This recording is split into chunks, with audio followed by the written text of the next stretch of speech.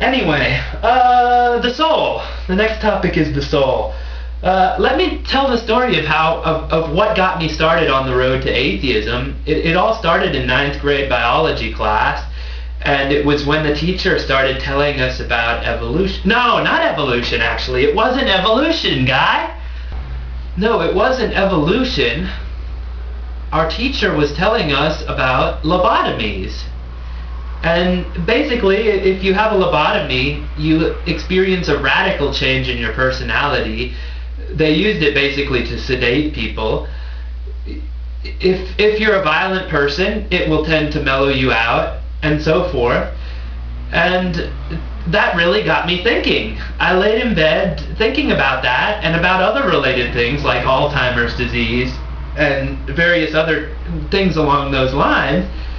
And I wondered what I said in the other video.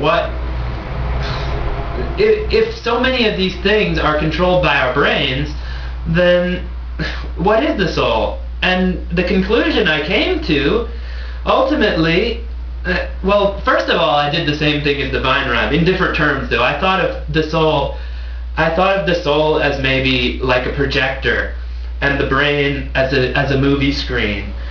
And I figured maybe the soul is projecting our personalities and our memories on our brain, and if the brain is damaged, like a damaged movie screen, then the soul's messages get scrambled, and our personalities apparently change to those meeting with us and so forth.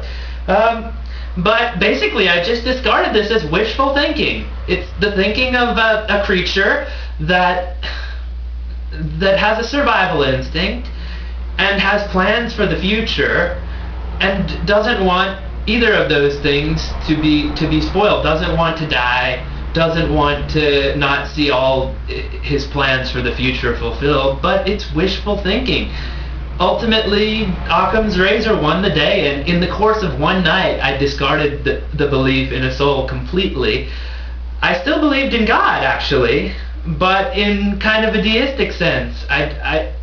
I didn't really think God had any plans for individual human beings. And yeah, he also mentions that we need the soul for our brains and bodies to function, but he also claims, this is the thevinerhyme, by the way, claiming these, that animals don't have an immaterial soul. Interesting. So their brains are made of essentially the same kinds of things, neurons, that our brains are, and yet they don't need the immaterial soul to function. That's interesting. I'd like to understand why humans do need such a thing. That's something I'd like to know. And also, I'd like to see some evidence for this immaterial soul.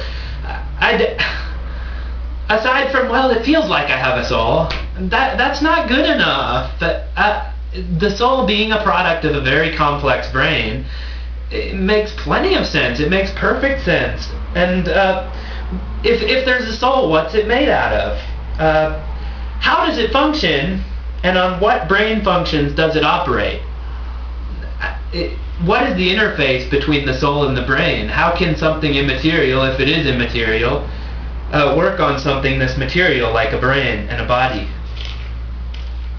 Also, I'm sure the thevinerhyme is familiar with Phineas Gage. Phineas Gage had I think a railroad spike going through, oh geez, I forgot, frontal lobe or something, some part of his brain, and he had a radical personality change. Just, well, from a few weeks after, at least, it was noticed that his personality changed. He was a more violent person. He was a more erratic person. He, well, more likely to pick fights with people, more difficult for him to hold a job. And all this is the result of physical brain damage. Drugs can have similar effects. Natural, or you could say natural or unnatural depending on your criteria, but chemical imbalances can have similar effects on that. So assuming this soul stuff is true, let's assume for a moment that the soul stuff is true. How can we know that the thevinerhyme, or anybody else for that matter, is speaking from their soul anyway? How can we know that he doesn't have a brain abnormality, and say he's actually a hardcore Satanist in terms of his soul, but his soul's manifestation on his brain comes off as fundamentalist Christianity. How can we know that anyway? And it's important to be able to know that in order, if we're going to take anybody's claim seriously with regard to something like a soul. Okay, let's see. And that's about all I have. I'm again not going to tackle the evolution stuff because the Vinerhyme has shown that, or at least it seems to me, that he's more concerned with soul winning than with the truth, at least with regard to that issue, so I'm not going to bother with it. Enjoy your Australopithecus skulls.